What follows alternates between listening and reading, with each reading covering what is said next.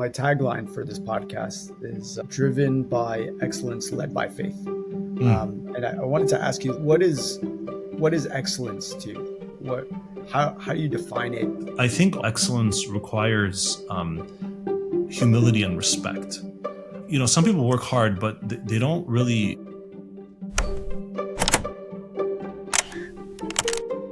Hi, everyone. Welcome to the Calling Code with Mina Salib.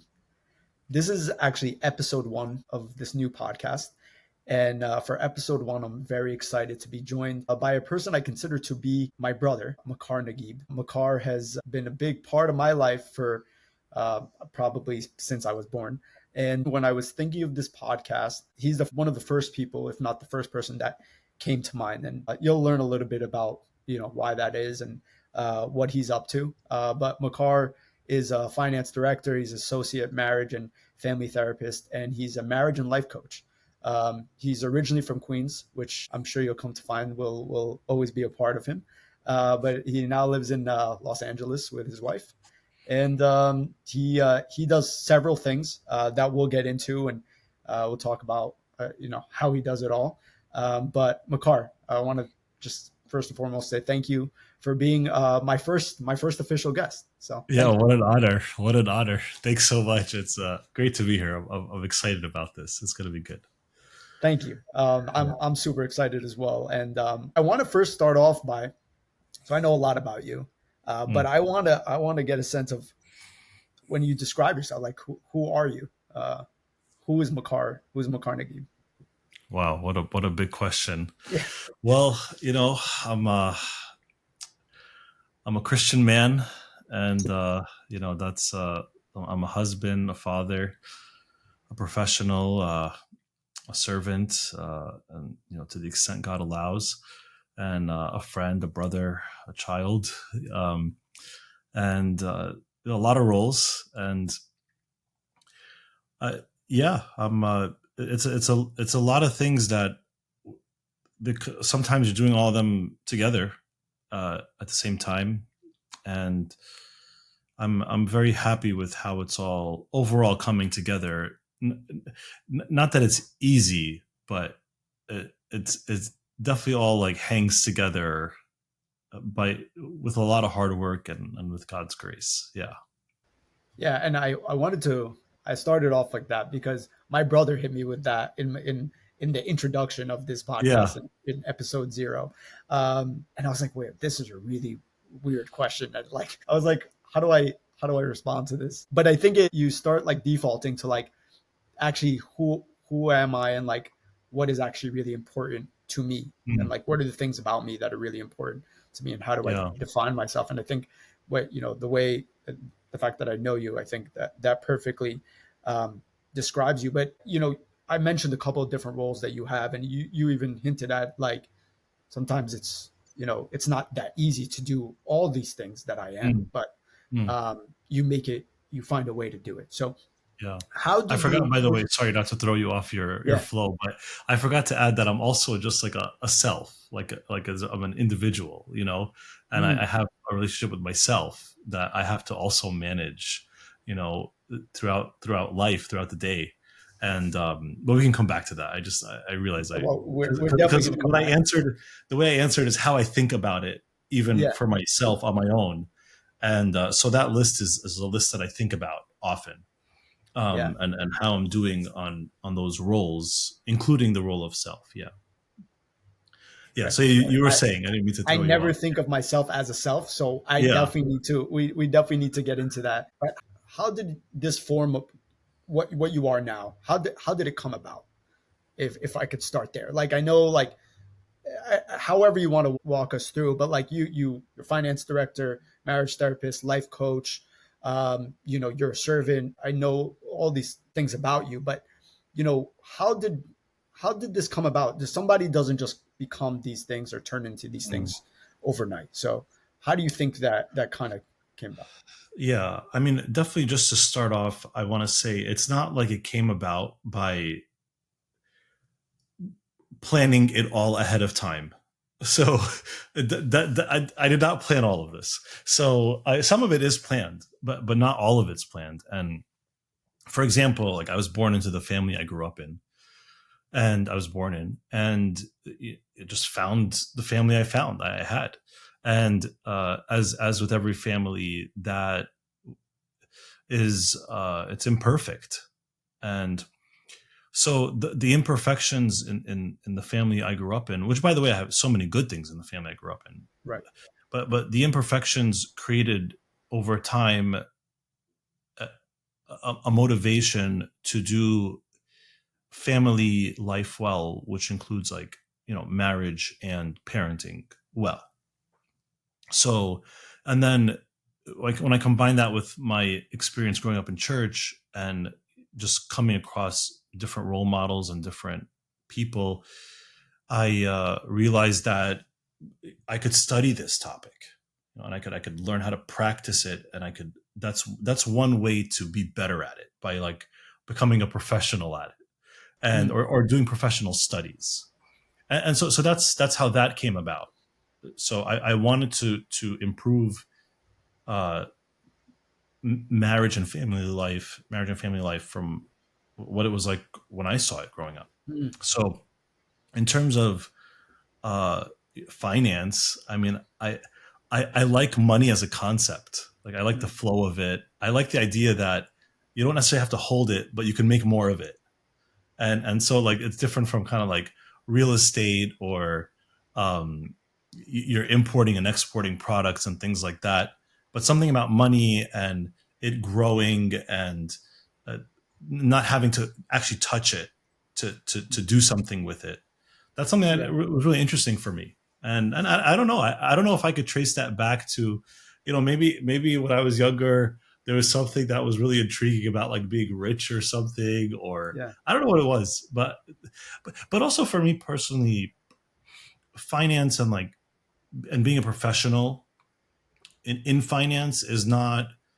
I wouldn't say that that's my. I don't feel like that's like my calling from God. I Yeah. feel like it's a it's a means to an end. Right. Like it's something I do like, and by God's grace, I'm good at it, and it's going well. So, but it is a means to an end for me. Right. Yeah. So there's other things I could talk about, but those are kind of like just some examples of how. I mean, I didn't plan to go into finance. I was actually pre med in college, and I was not doing well at all. Same. And then yeah, and then I took my first finance class, and I was like, I've never actually felt interested in school until I Uh, took my first finance class. But I was 2 years into college, so I had to like do a whole new degree, full time summers, all this stuff. And before that I was failing in college, and then I graduated with honors in finance. It was great. It was really cool. So, but yeah. I never really loved school until I switched to finance. Yeah. Yeah. So the way you talk about money, it reminds me of the way a lot of people talk about, money in terms of like the language of money, Mm. right? Like money, there's a language that you have to learn and you have to understand, and like because there's a way that people how it transacts and how it compounds and all of these different things, and the fact that it's not a means to an end. I think it kind of unlocks something uh, different for you, right? Like where there's a little bit of a freedom in there. Is that something that like you resonate with, or is it like, because I think when it is the end, like when it is the goal, it it kind of transforms your life in a different way. Yeah, you mean like the fact that it's a means to an end, like not Yeah. the end itself. Yeah. Yeah, I think that's a pretty important shift that I have had to make. Yeah. It And I was wasn't going like to say, was it always like that? That was my other question. yeah. I mean, it's hard to explain why that shift happened and all that. I mean, maybe because I'm a little deeper into my career, Mm. so maybe I'm a bit more comfortable, so I don't have to think about it that much. Thank God. So Right. it's easier for me to just say, "Oh, well, it's a means to an end," Right. and I can think that. But when you're just starting off and you're out of college, you're not making any money. you're kind of really thinking about it a lot. And you're like, well, actually, I mean, I really need to make sure I make this money, but that doesn't Because change then it's what I. the end. Yeah, yeah. So it's like I just need to make money today, you know. But so but it could be. It doesn't. I don't think it changes what the right answer is. Just because it's harder to get to the right answer at different times in your life, it doesn't mean that the right answer is different. I think it's the same answer, which is that money is not a means, is not the end itself. It's a Mm, means, and um, I needed, I need to see it as like, what am I trying to do with my life? mm, What am I trying to do with my life? And how does money help me get there? But I don't think that I need to watch out if I ever let the acquisition of more wealth consume me, or take up more time. And it could, like, in very indirect ways, like you could just be working tons of hours. You could get really excited trading, for mm. example, because like Yeah. trading, if depending on how you do it, it could become like gambling, and gambling can become very addictive. And so I needed to, the way to keep money from creeping into your sense of purpose and identity is to have a solid sense of purpose and identity first. Right. And that for me, like, is how I try to sequence my thinking, and to put money in its place. That what I'm trying to do every day is to honor God, be the best person I can be, which includes like serving people, learning, growing, um, definitely raising healthy kids, definitely ministering to my wife in the best way I can think of and possible. And when I put all that together, it does help to have money, but it's not, God is not limited to me having money. God could do whatever he wants, even if I don't have any money. So, but I also need to provide, and stuff like that. Yeah. Yeah. You talked about the way to make it so that money is a means and not the end is to make sure that you understand your purpose, and you know why you're here to begin with. What for us, we're faith driven, so it's like what God wants for me, right? What am I supposed to do here? Um, but like I was gonna ask something about excellence and how you think about it, but on the purpose part, how does one come up with that? How do they find that? Yeah, I think honestly, the fastest way to do this is to try a lot of purposes, like Mm, prayerfully try lots of purposes, big ones, and try them on and see how you like them, because a lot of people can get kind of like paralyzed by not having the right answer or the perfect answer, or they think it's a permanent answer. mm, Right now, I feel like I definitely have a few purposes or a few things that I'm trying to do. In general, though, it lines up with this idea of service to my wife, service to my children, and service to people in the world. But and that one kind of usually finds itself in couples type services. That's usually where it finds itself, but also lots of individual conversations and things. So it could be like presentations, it could be sessions with couples. Um, so and sometimes, like serving youth just in general, and trying to help them, get through their stages of their lives, their next stages. And I've already been through that, relative to them. So uh, but it takes a while to, like, someone invites me to a service. It's like, just go serve here, and I say, okay, sure, I'll do that. What do I care about? What conversations do I like to have? What do I like to talk about? What mm, what excites me? What am I good at? And but essentially, what you're trying to do is, at the end of the day, you're trying to think about impact. What is the impact or the effect that you're going to have on the world? mm. Another way of thinking about it is, what do you want people to be saying about you When you're gone. when you die? Mm, like what do you want the story to be? Like, what is it? That you played video games? You were the best video game player? I mean, it's not. I mean, it's cool if you're good at it, but hopefully, if you're playing video games, you're also like maybe streaming and talking to some people and having some good conversations or something, Yeah. or using those friendships later when someone really needed help or Mm. something like that. Um, but or also when you're on your deathbed, what do you want to look back on your life and say you've done? And I think about that. I think about that a lot. I think about death a lot, actually, and not in a sad way necessarily. But when I go to funerals, when I think about time, these are all these times when I think about where am I headed? And nowadays I feel fine with the answer. Like I feel Mm. fine, but it takes a while to get there. So I would ask everyone, what's the eulogy going to be at your funeral? Mm. What do you want people to be saying? And what do you want to be thinking when you're on your deathbed? Which, by the way, deathbed, the idea is like you're kind of conscious and thinking, but not everyone has that, benefit or privilege or opportunity. So, but but what do you want to look back on and say you accomplished? And and if you're looking at God in those moments, do you, because we do that in our funerals. Sorry, I'm talking too much about this, but Mm. like we do that in funerals. We have this, we read one of the readings depending on the funeral service we're following for whoever passed away.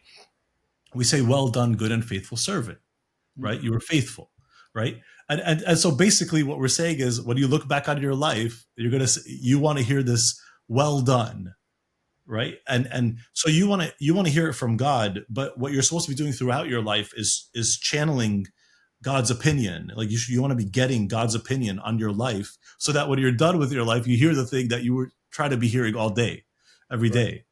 And yeah. Yeah. I was thinking, how do we, why do people, because I think about this a lot too. And I think about myself sometimes when I feel like I'm not doing enough or I'm getting too comfortable. Like I get very depressed when I get comfortable, right? Why do we settle? Like from my perspective, like when I'm like this, and I try not to be, but I do settle sometimes, quote unquote. Like why do we settle? Why don't we think about that legacy more? Right. And is the legacy like, is that an egotistical thing? Is it a pride thing? Is it like, is it okay? What Yeah. do you think? Yeah, I mean, legacy. I don't know if, because legacy is kind of usually used when we're referring to what does the world think of you after you're gone from the world. Mm. But I really shouldn't care so much about that as much as I care about what does God think of me when I'm done with this world. And oftentimes it's what the world will think about you when you leave is correlated with what God will think of you. But sometimes not, because sometimes you're doing something that's very against society because society doesn't like it and society isn't right. But God thinks you're doing fine. And Right. there's a lot of examples in church and stuff like that, and church history like that, and in other histories. So, but in terms of settling, I think number one, we sometimes we're scared of change. We're scared of failing, so we don't try in the first place. Mm. Sometimes we could be bogged down by unhealthy things. Maybe it's sin or an addiction or something. Maybe also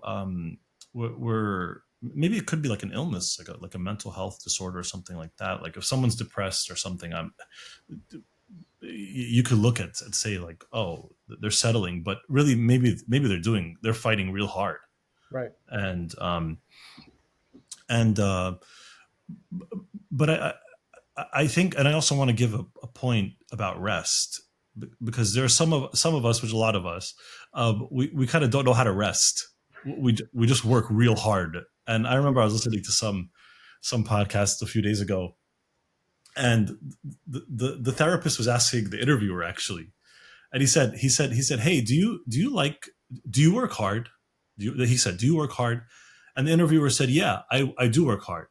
And then the therapist said, well, is it hard for you to work hard? And he's like, no, not at all. It's actually very easy for me to work hard. Yeah. And so some of us, we, for whatever reason, we have this like desire to just be productive all the time. I'm kind of like that. And sometimes I need to just check myself and make sure I rest. So yeah, I mean, I think people settle. There's a lot of unhealthy reasons why people can settle, and uh, but I think we just got to be a little careful with letting other people judge whether or not we're settling versus what we think we're doing, and asking ourselves these questions. Because also, anybody could look at your life and criticize it and say, "Oh, you're settling," but maybe not. Maybe you're not. Yeah. My tagline for this podcast is driven by excellence, led by faith. Mm. And I wanted to ask you, what is excellence to you? How do you define it? Is it something that you ever attain? It's a big question, and I do I do aim to excel in many things. Like just yesterday, I got some really nice feedback from a client of mine, and she said she said in I feel like in the few weeks of therapy we had, um, I got more insights than 15 years of therapy I did before. That's amazing. Yeah, it was very, very encouraging. Thank God, I was very happy. Okay. But in my head, I was thinking it's because we're trying to do a good job here. Like we're trying to do a good job here, and I think excellence. When I think about people I work with a lot, the people who are excellent are the people who are very, very faithful. They care about. They really care about the big picture and what we're trying to do and why the ask or the request or the need is what it is. Like there are some people you could ask them to do something and they'll just do word for word what you said, but you'll like but they won't be thinking about why you're asking that. But then there are some people who they'll do what you ask, but they'll be talking with you and trying to refine the ask. Like why exactly do we need this? Where's this going to go once I'm done with it? Because they want to deliver a good yeah product. yeah they want to move the world forward. They want to help you succeed. They want you to be successful. They want you to be fulfilled. And so for me, excellence is about being faithful. It's about trying to understand how what I'm doing fits into the bigger picture. And trying to think about it from multiple perspectives, and then really applying yourself to work hard. And I think also excellence requires humility and respect. I think some people work hard, but they don't really respect people's time. They're just kind of they'll work hard, but like I was just talking to somebody a few days ago. Every time I talk to this person, I'm like, you could have said this in like 1 minute. You didn't need 7 minutes to say it.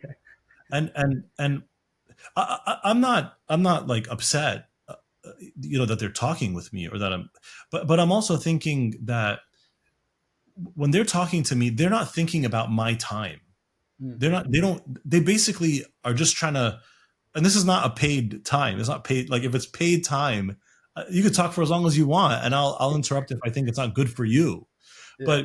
But if you're just asking me for a favor or something, you should be more respectful. You should think about my perspective. So that's a type of empathy which you give empathy when you respect someone and you respect the people around you. Go show up prepared. Be prepared. Like stop trying to wing it all the time. That's something in excellence too. And then humility, meaning like you know that you don't know everything, that you need help from others. Oh yeah, go ahead. Sorry, and please don't forget your point about sure. empathy. But so you, like what you assessed was, it's not that they really wanted to just keep talking. It's actually they weren't prepared, and they just were ranting because they were trying to figure out where they wanted to go. They weren't prepared for the conversation, for whatever the ask was. No, I think at the end of the day, they did not challenge themselves to consider my time and if there's a more efficient way to talk. Mm. And that's something, or maybe they just don't have the self-awareness. Maybe they don't Yeah. realize that's just how they talk, but they don't Yeah. realize that they could, the longer you take to say something because you didn't plan and you're not trying to be more concise, you're creating a cost for the other person. Mm. You're giving them lots of information. They have to filter through it. You're also taking up their time, which is valuable. Mm. Like that time was valuable. I had a multiple phone calls to make, and I ended up like squeezing the next conversation because I was trying to be respectful to the person of the prior that conversation, and it didn't, whatever. It's just like like whatever. It doesn't Yeah. matter in a big way, but that's how we have to operate. Like a lot of times you go to meetings and nobody's prepared, and like wait, but at least think like when it's a high stakes meeting for me, in my mind, I'm like, well, what am I going to talk about? What do I need to be prepared for? What do I think they already know? What do I think they're going to say? And it doesn't require lots of like analysis and writing down all this stuff, but just to be considerate, to be respectful of the time you have with others. And you all, I mean, you know, like sometimes you could be talking to someone and they're like checking their phone, and you're like, if you're checking your phone, whatever's going on right now, it's not at the level of quality that's worth me giving my time to. Yeah. I don't want to do that. It's So also a clear sign that they don't care as much as they want you to think they care. yeah. You're kind of like faking caring Mm. because you're still there acting like you're listening, but who are we kidding? I mean, that's not right. So and a person who wants, like, for example, when I try to have conversations with people, I really, really try to be focused Mm. and be present. And then I'm not, because like if you're once you have me for those moments, I do honor your expectation of me. Mm. But then you're probably not going to get me again very soon unless we plan it and put on a calendar or something. But in that moment, I am listening to you. Like and that's because and that's very, very important. It's very, very Yeah. important. Yeah. Well, one thing you always you really, I think you tried to instill, and I try to attempt to live by it, but the idea of integrity, which is Yeah, which is everything that you're talking about, like this idea of respecting the person in front of you, respecting their time, and honoring the fact that they're engaging with you. And why I love that we're actually digging into this point is the goal for this is like I want to dig into what makes somebody good at what they do, right? And good at the different aspects, the holistic self, right? And good at these different parts of their life. And I think especially for like a younger audience, somebody who might be in high school or college, starting off their life, like we're really talking about specific character attributes that are important to excel in different aspects of your life, because yeah. it's important not only in your work, but it's important in your marriage, it's important in your friendships, it's important in all these different things. So I love the fact that we're digging into it. You were going to say something. Sorry. Yeah, and integrity is so important. I mean, actually, that's one of the. It's a very fundamental thing about me. Not saying that I'm high in integrity or low, but You are. just that I care very much about it. Things like and I remember the way I found out, I learned about it was through just some leadership training that happened to happen at my business school by somebody named Mike Jensen and his team. And he was explaining what integrity was from this a certain model. And basically integrity is it has to do is focus on your word and on honoring your word. And your word includes also what people expect of you. So like if someone is talking with you and they expect you to listen, then that expectation is my word to them. And I have to honor that word. Mm. And unless I tell them, hey, I'm not listening, I'm telling you I'm not listening. So because then I'm now changing the word. I'm You're honoring changing the that word. expectation. Yeah, I'm changing the expectation, and because and which is fine. We should do that. Um, so yeah, I mean, it's really really important. This Mm. point of integrity is super super important. Are you whole? Like, are you integrated? Are you in harmony within yourself? Does your word, your behaviors, your thoughts, your feelings, your relationships, do they all align? Are they in harmony with each other? That's really really important, because some people, the way they behave is not how they feel or think, or the values they say they have are not the values that on the surface it looks like they're pursuing. And I'm definitely not saying I'm perfect at it, but it's something I have to be aware of. um so anyway, like back to what we were saying before with humility. Yeah. Humility in excellence has to do with knowing that you don't know everything, and you have to consider your ignorance, and you have to consider that other people might also be, and consider your likely lack of competence in certain things. Even if you're competent in something, you're not perfect at it, and there might be someone better at it, or someone who has a just different perspective that you could benefit from. And so that's why you want to be careful. Something that's not excellent is someone who thinks they know it all, or that they always have the best idea, or they're not able to like have a humble, truth, fact-based, objective conversation about things. Like some people will just push you down, like they'll just like knock down all your ideas Right. because it's not theirs, but they're not willing to talk about why. And yeah. Yeah. That's yeah, the idea of empathy is, I think, crucial, and I think it's actually tough sometimes, because you get to a point where you're like, well, I'm pretty good at this, so like how, and I'm pretty good at this, and I have more experience than somebody else, so I'm probably right here, right? And how do you maintain that level of empathy, no matter how experienced you are, or how developed you are in a certain industry or position or whatever it might be. Yeah, um, you're talking about how to maintain like the humility, you mean? yeah, yeah, how do Yeah, you yeah, yeah, sorry, not the empathy, but the yeah, humility of it. yeah. I mean, humility. When we talk about humility, um, we talk about it from kind of like a very emotional standpoint.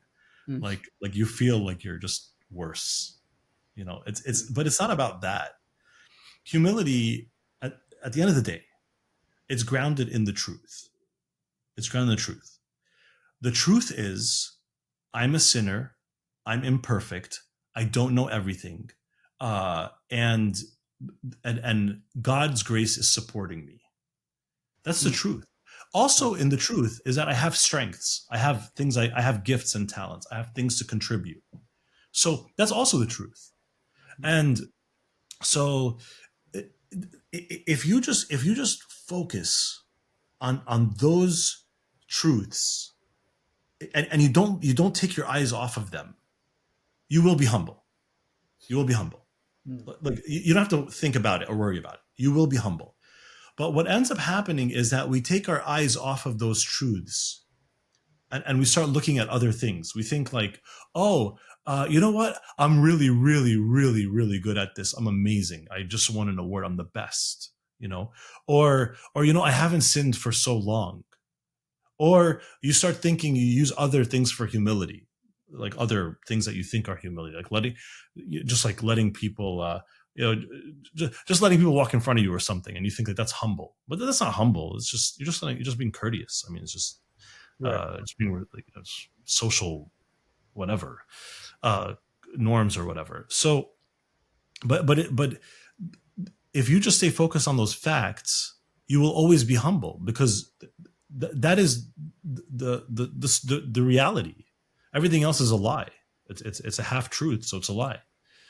And so the better and better you get, you just can't lose sight of the fact that God's grace is supporting you. You're still a sinner. You're still imperfect. There's still people who are better than you at this. You still make mistakes, and then you're fine. You're not going to get too puffed up. yeah, and yeah, focusing on the truths that are Yes. always in existence. Yeah, I They're never just thought of it like truths. that. Yeah, yeah, they're just truths. They're just truths. I mean, you don't have to think of yourself as being better or worse. Like, who's better or worse standing before God? We're all a mess. We're all Mm. just a mess standing before God. So we're not even trying to compare better or worse. We're just trying to do life well, pleasing to God, and honoring people and respecting people. How do you know? How do you know if things are? How do you know if things are going well? Like I know it's a feeling, but the idea of like, is it is it going too well where it's comfort and not growing anymore, or is it good well or stagnant well? How do you know that? Yeah, I think so. Actually, I think probably the first step to knowing if you're doing well is, for most of it, to accept that it's not a feeling. Hmm. Yeah. That most it's not a feeling. Like, but if you are doing well, most of the time you will feel like things are going well. Okay. But sometimes you don't feel like things are going well, and that's why Right.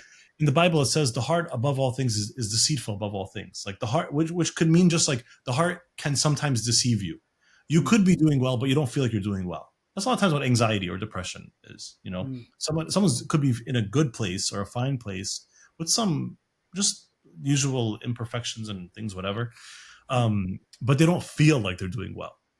So the way to know if you're doing well is you have to be really, um, you know, very very analytical about it. Hmm. Like write down what are the things. Like I just listed all these roles, right? Like write down the roles, and then write down what does it mean to do well in these roles, Hmm. and then write down am I doing well, and if not, the next thing write down is what is something I can change in 2 weeks, and then review that and review it with trusted people too. Hmm. So And those roles being I am an employee, I'm a director, I'm a friend, I'm a servant, I'm a yeah, husband. yeah, and I'm saying what I do. So I'm not like just saying some abstract Yeah. hypothetical thing. Like I think about this, and How and often do you do it? so I do it. Like I do have like an exercise every year where I do it, but then every few months I review my that table and to see like how am I doing on these things. And Hmm. usually in the annual exercise, if I had more time or if I made more time, I would do it like in more detail, more with more things. But Hmm. every year I write down like how do I feel like the year went on those dimensions. Hmm. What went well? What didn't go well? And what's my plan on those dimensions for next year? Like what do I look forward to in the next year? And then I get very specific about, and I one of the things I do in that exercise, I also, just because I use my calendar for to get to do my life basically. So the first thing I do when I do that exercise is I go through my calendar for the whole Hmm. year. I go through every single day. I just look at it. What did I do that? Like who did I spend time with? What how much time did I allocate to time with my wife, time traveling, time with whatever it is, working in this job or that job or whatever. How did certain relationships go? Like I even oftentimes I would write down which relationships I want to invest in more, and because there's some relationships that are very very important, and I need to make sure I'm investing in them. Hmm. Um, so how do you know if you're doing well? Don't do this with feelings. Like Hmm. feelings are important and they are helpful oftentimes, but definitely get a pen and paper and get to work. Hmm. And I remember I was talking with someone. She was telling me, my life and all this stuff and everything and all this stuff. She was just saying all this stuff. She's not, for years she hasn't been feeling blah blah blah. And then I said, hey, look, right now you have some time off from work. Could you just can you wake up one day and just do this thing I'm telling you to do. And she sent me a message later. She said, I'm feeling a light that I haven't felt in years. I Oh, feel like I'm finally doing something with myself. And because most of us, the way we live life, the way living life was modeled for us, is just kind of go through the day, just let yeah, the day happen. yeah, And but there's people who will take up your schedule without you knowing that you made a choice to give up that time to those people. And like work will just block your schedule, and now you think you did something for 8 hours, but is right. that aligned with what you wanted for your life? You don't know. You didn't think about it. You just worked. So That's brilliant. No, that's there's like a lot of I didn't realize you were that I didn't realize it would be that analytical, but I think it makes a lot of sense because oftentimes we base it off of the feelings. How do I feel? Do I yeah, feel like I'm doing well? And oftentimes the problem is that actually if you base it off feelings is if you're doing well and you don't feel like it, then you're yeah, like, man, I'm not doing enough, and then you start feeling worse about yourself. So that yeah, yeah, that makes a lot of sense. yeah, How do yeah. you how do you how do you figure out what what's next? How do you figure out what's next? Because you've had the reason why I asked that is you have had a lot of nexts, Mm. right? Does it cap off at some point? Do you figure out like, hey, I'm in the place I'm supposed to be for now, and so there is no next right now, or is there a next? Is that part of quote unquote growth? Yeah, I mean, so I think as we get older, a lot of times the what's next isn't something that will happen very soon. So, when on average, when you're younger, the what's next is like sometimes every 6 months, like your next set of Yeah, classes or whatever it is. But then as you get older, the big things that are next are really big, so they're not going to happen right away. mm, Um, so, but I can't say I can't ignore that it ties to that exercise I was talking about. And also we should be thinking, honestly, a lot of it ties to that exercise that I was just talking about, because that should drive what's next. what's next? Mm, That should drive what's next. I mean, sometimes also, if your eyes and ears are open and you're praying and you're listening to the people around you and you have good people around you, mm, sometimes you'll be like inspired or guided. mm, And sometimes things happen, sometimes circumstances happen. Like, for example, when you have a kid, for example, like you have your first child, mm, there is no next for a little while. You're just mm. there with this kid for a little while. There's like stuff you got to do, but there's Yeah, no, like, you're not like doing major goal setting most of the time. Like, yeah, you're just nothing. There's no vision, nothing. There's a kid you yeah. got to feed Got to take all care the of this kid. time, and there's crying and you're tired or whatever. Yeah, So, um, and then, the first year you get married, probably you just want to focus a bit on your spouse and all that yeah, and your marriage.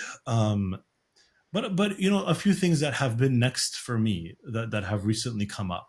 Like, one, for example, is I in the last maybe year or so, I really wanted to focus on my physical health. mm, Like, I wanted to get serious about it, so I started getting serious about it. I was like, you know what? I don't care how I feel. I don't care about anything. I just need to get myself to the gym. I just need to get myself to the gym. That's it. Right. mm, And I just kept it simple, and I got myself to the gym regularly. right. I said, no matter what happens, it needs to be regular getting to the gym. And slowly I started refining that, like adding smaller, like Mm, refining exactly what I'm trying to do, like trying to get stronger, lose weight, whatever. Right. Um, Also, for recently, I've been thinking like, oh, you know what? I kind of want to get another degree. Just want to get another degree. I'd love to nice. study theology, for example, or maybe I'd love to study more in marriage and family therapy. Not leave work, Yeah. but also because I have some other goals. Like we're Mm. like at some point I'm trying to move to a bigger home, for example. Like Right. that's like a what's next, but it takes a while to get there, Mm. like to get to that goal. Um, there's so those are just some examples. I mean, even I think about like getting promoted at work. Like Yeah. that next promotion for me in my corporate job, it takes a while to get it. Right. It's like years of work to get that promotion. So the earlier promotions were a lot faster, like Right. much clearer. But Because it's a higher leap now, so it yeah, takes a so little that longer. leap is it's so you got to really I got to decide if I'm going to commit to that goal Yeah. and really get into it. Right. And there's a lot of considerations, family, time, money, Mm. all these things that I have to think about, and my service too, which I care about very much. Right. Yeah. Yeah. That's brilliant. As we come to kind of like my last couple questions, what inspires you, or who inspires you? Like what? Because I think that's a big part of, at least for me, why I decided to, I guess, live the life I live and try the things that I try, and make the decisions that I make. Right. Like, and I think that's a big part of, I think, a lot of why we make the decisions that we make. But are you inspired by something or someone, or what's that for you? Yeah, there's a lot of people that inspire me. There's a lot of amazing people out there, a Yeah. ton. It's just so Yeah. many. I mean, sometimes I'm inspired by my own like coaching clients. I mean, Mm. some of them. I mean, they're just the things they've achieved and what they've overcome and what they want and what they're willing to continue working on. Mm. I'm like, whoa, this is amazing. Like, I remember, a young woman was talking about how much she loves her mom and what she wants the future of her relationship with her mom to be. I was like, this is so beautiful. It's That's awesome. amazing. And she wants to work on that. So, um, so yeah, I mean, I don't know if it's helpful necessarily to give like certain names, but You don't have to name, but like, are they typically like people you're close with, or are they people like celebrity, like athletes, like people are inspired by all these different, you know? yeah, yeah. Usually it's not. Usually it's not big names, Mm. So like the celebrities and all the popular Yeah. people, but Yeah. it's usually people that I've seen with my own eyes do life Mm. in certain ways. Like there's a bunch of people that come to mind. Like one person, I'm really inspired by how productive he is. Like he's always just like keeping the ball rolling, very, very, very responsive, very productive, very faithful. Like just always doing good things, a lot of them, and it doesn't waste time. Another person I'm very inspired by how soft and fatherly he is. Mm. Like a very, very, very warm person, very, very approachable, uh, very loved because he's so loving. Another person I'm inspired by their public speaking, Mm. and the way they kind of can engage an audience, and the care they give to how they deliver a message. They really care Mm. about it. They're really focused on, is this message being communicated in an effective way? Um, and then there's another person I'm inspired by how quickly they simplify things. They just it's kind of sometimes it kind of annoys me too, but they simplify things. That's just kind of their default. Like no matter what you tell them, they'll just simplify it. And I'm like, it's like this is more nuanced than that. But um, so yeah, so I am inspired by a lot of people, and I think actually going back to character and stuff, I think it's important for us to be looking for good out there and looking for inspiration and looking for ways to grow. Like everyone should really have a growth mindset. I'm trying to grow every day. The Bible talks Right. about that, like going from glory Mm. to glory and all that. Like we need to we need to be looking for the good in people and we need to admire everyone. Everyone is worthy of admiration. We just don't know why. And when we're talking with someone, we gotta see the good in them. Yeah. Yeah. Yeah. And I think, in the, at least for me, like the idea of inspiration, I'm so inspired by the idea that people impact other people, right? And me and my brother talk a little bit about that, this idea. And this is why I wanted to pick you for the first official episode, is like your ability to impact so many people, not just professionally, but like just things that you do in your off time that nobody knows about.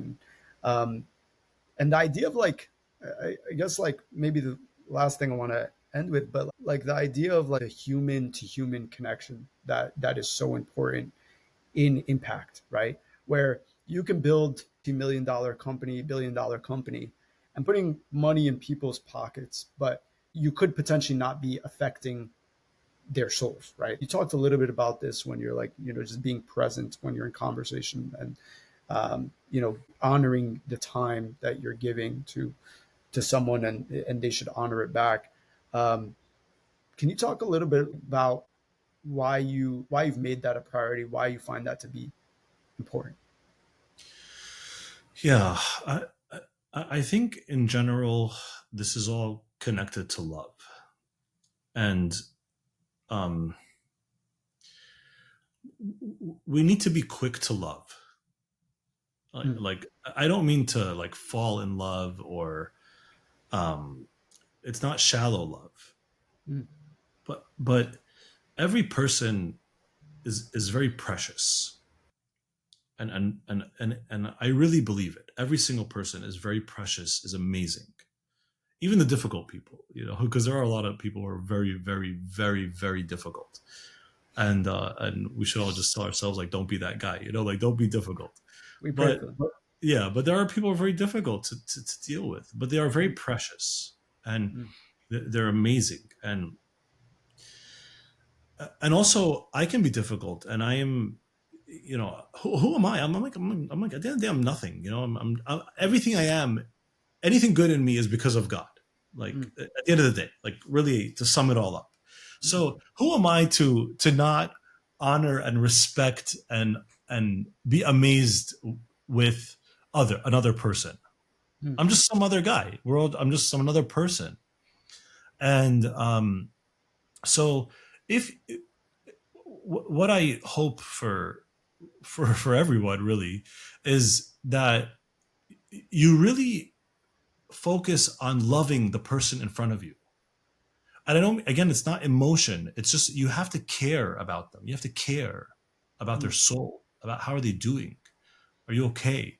And by the way, this might seem so abstract and so aspirational, but don't we all at work really care, like our managers who like care about us and ask us how we're doing and check on us, right? Because we have it in us to want to be loved, right? And when someone checks on us, it's good. When someone asks our opinion, it's good. And so I think because I also was cared for and I experienced lots of love, thank God. I also experienced lots of not love, but I think that's probably ultimately the most motivating thing in the world.